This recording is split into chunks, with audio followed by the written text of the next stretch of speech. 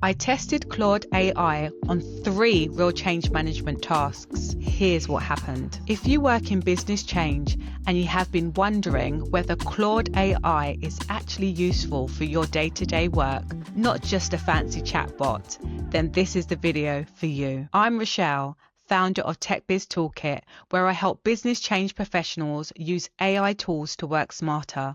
And today I'm going to show you exactly what Claude can do when you give it a real change management task. I tested Claude on 3 tasks I actually use in my work: a resistance management framework, a senior leadership communication, and a steering group change narrative.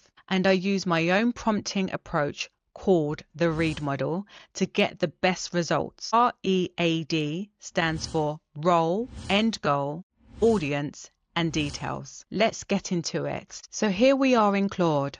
I'm going to use the READ prompt model. That's my own framework for structuring AI prompts. You'll see exactly how it works. In the new chat, I'm going to paste my prompt. As you can see, I'm asking it to act as a senior business change manager with experience in a large-scale HR systems implementations. End goal: draft a resistance management framework for 5,000-person HR system rollout. The audience: change teams and project leadership. They need a practical, structured framework they can apply immediately. Details: include the key resistance drivers you would expect in a HR system rollout, a tiered approach to managing resistance, individual, team, leadership, and recommended interventions for each tier. Format a structured framework with clear headings. So as you can see, I've given it a very clear prompt. I'm also going to use Opus 4.8 as that is the most capable for ambitious work. While Claude generates, notice how specific the prompt is. I've given it a role, a clear outcome, an audience, and enough detail to get something usable. Vague prompts give vague outputs. This is why the READ model matters. Look at what it's produced. So it's given me the resistance management framework for 5,000-person HR system rollout. It has started off giving me the purpose, a practical framework for anticipating, servicing, and managing resistance across a large-scale HR system implementation. It's given me key resistance drivers, loss of competence, fear of looking incompetent, process control, data exposure, workload timing fears, trust deficit for past failures, unclear what's in it for me. This is very important. Anyone that works in change knows how essential it is for people to understand what's in it for them with any change. Tiered approach. I asked specifically for a tiered approach, and in true Claude style, it has given me that. It's given me an individual tiered approach, a team tiered approach, and a leadership tiered approach. It's also given me operating mechanics, such as a resistance log, heat mapping, surface, don't suppress, distinguish resistance from valid feedback. It's even given me a bit of extra information here where it says one challenge worth putting to leadership before you finalise this: decide upfront which behaviours are non-negotiable, mandatory system use versus negotiable timing configuration tweaks. Frameworks fail when teams discover the non-negotiable was quietly negotiable for the loudest objectors, at which point adoption collapses across all 5,000. And then it's asking if you want this in a Word document or one-page visual. So again, you can expand on this when you get the output that you've requested from Claude. This would have taken me best part of the morning to structure from scratch. Claude has given me a solid starting framework in under a minute. I'd probably refine this, add our organisational context, but the thinking already has been done here. Let's move on to task 2. So I'm going to open up a new chat here. Task 2. Writing senior leadership communications is one of those things that sounds simple but takes forever to get right. The tone, the level of detail, what to include, what to leave out. Let's see what Claude does for us. So here is the prompt. Role: act as a senior business change manager, drafting executive communications. End goal: write a senior leadership communication for a Microsoft Copilot Go Live sent from the CEO to all staff. Audience: all colleagues across large organisation, mixed levels of digital confidence. Leadership wants to inspire confidence, not anxiety. Details: the Go Live is in 2 weeks. Key message should cover why the organisation is adopting Copilot, what it means for colleagues day to day, what support is available, and a clear encouraging call to action. Tone should be confident, human, and forward-looking, no jargon. See what I did here? The instruction alone changes the output significantly. Let's look at what it's written. So it started off very warm and honest. In 2 weeks, we're introducing Microsoft Copilot across the organization, and I want to tell you why and what it means for you. Now, that is a very key sentence, what it means for you. When you're trying to get people to adopt change, the first thing they think is, why are we doing this and what am I going to get out of it? So already the comms would have pulled me in to want to know what this means for me. We're adopting Copilot for a simple reason, to give you back time. Too much of our working day goes on tasks that are necessarily but draining. Comms have also specified why we're adopting Copilot. So in this instance, obviously, we want to save money and help people work more efficiently. So it talks about the fact that Copilot can draft documents, summarize long email threads, pulling together notes after meetings. And as you know, anyone that's used Copilot before, it does a lot more than that with their autonomous agents as well, and so much other tools that it has embedded into the application. Talks about Copilot basically will help with these type of things. So they've been specific about, what changes day to day. So Copilot works inside the tools you already have, like Word, Outlook, and Teams. So when people see Copilot within their applications that they use daily, they will start to understand why it's there and perhaps what it can do if they start to learn about the actual tools that are embedded in Copilot. I love this bit where it says, I want to be clear about something important. You don't need to be a technology expert to use this well. Whatever your level of confidence with digital tools, there's a place to start and you have support every step of the way. That is key. It's really important that people know that, yes, we're not just throwing another application or tool for them to start using and working on, and there's no help available. Some companies do understand that their colleagues require different learning styles. So it could be face-to-face, virtual, webinars, modules, all different types of learning. So another thing here that I liked is that the support is ready for you. From go live, you will have access to how-to guides, drop-in sessions, and dedicated help channels for questions. Fantastic. They're the sort of things in my organization we'd always have available to people.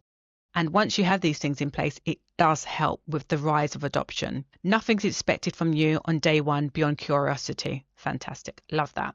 Just going to scroll down here. My ask is simple. When Copilot arrives, give it a try. Fine.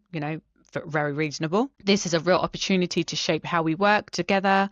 I'm genuinely excited to see what we do with it. Great. So this message is just basically saying there's this tool, what's in it for the customer, where they can get help, and how it will help them. And it's done in a tone that is very warm, very caring.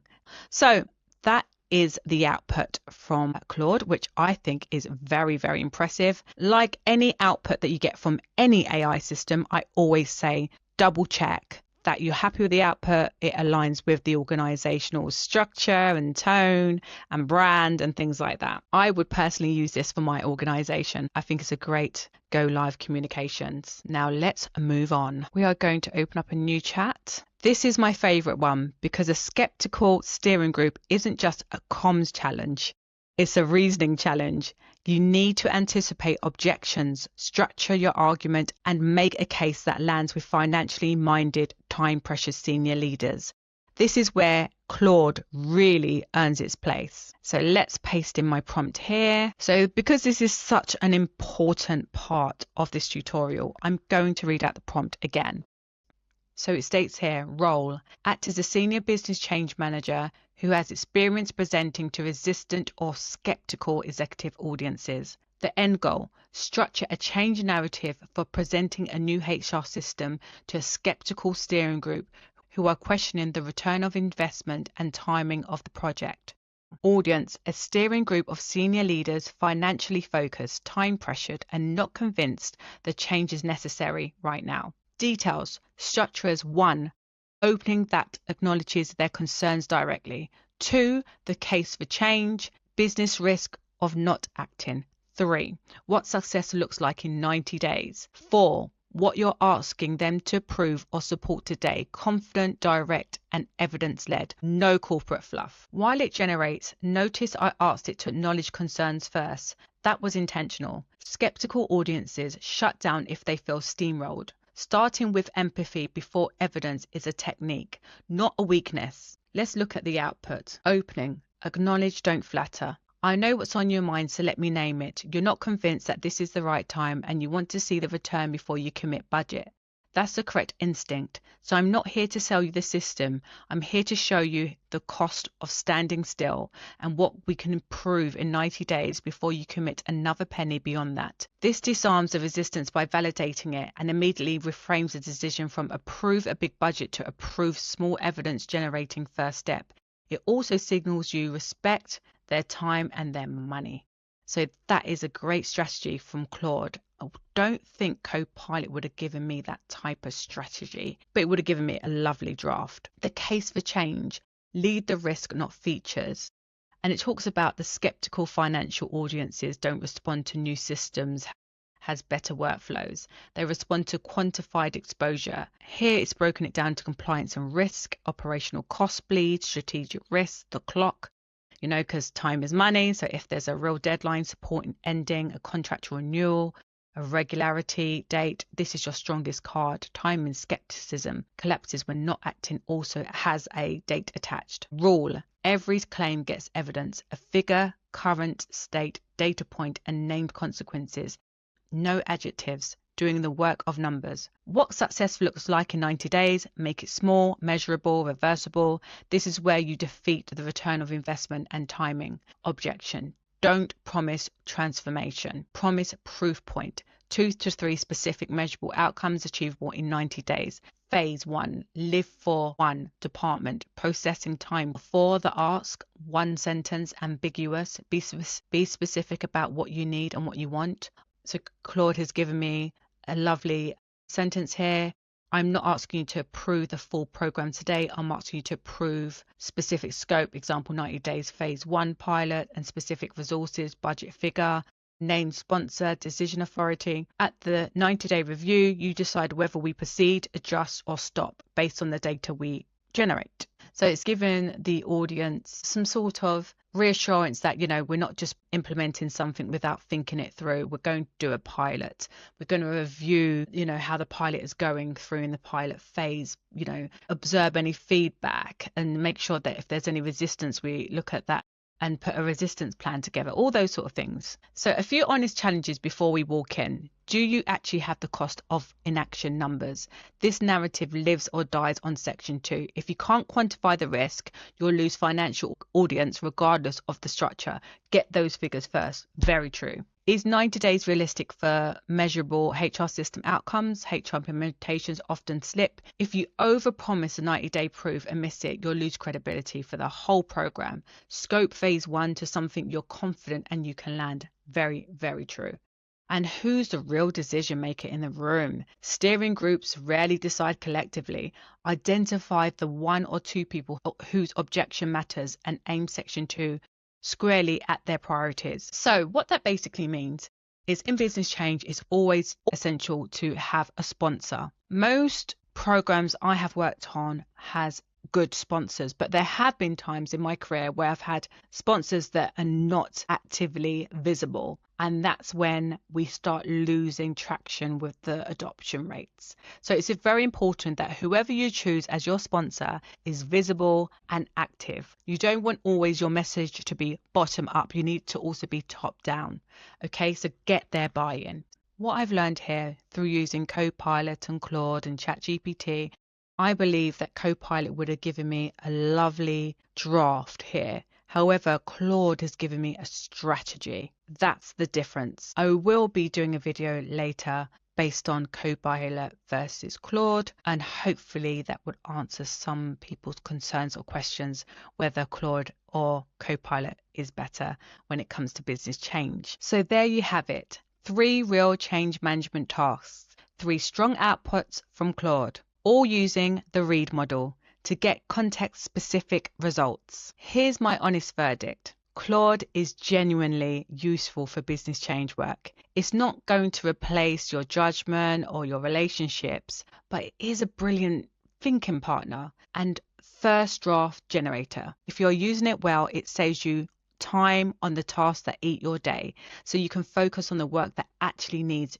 a human. The read model is what makes the difference between a generic response and something you can actually use. Role, end goal, audience, details. Every prompt I used today followed that structure. If you want to learn more about the read model and how to use AI tools in your change work, head over to techbiztoolkit.com. I've got resources, a newsletter, and a podcast all built around this. If this video was useful, give it a like, subscribe so you don't miss the next one, and drop a comment below telling me what change management task you would most like to test Claude on. I read every single one. See you in the next video.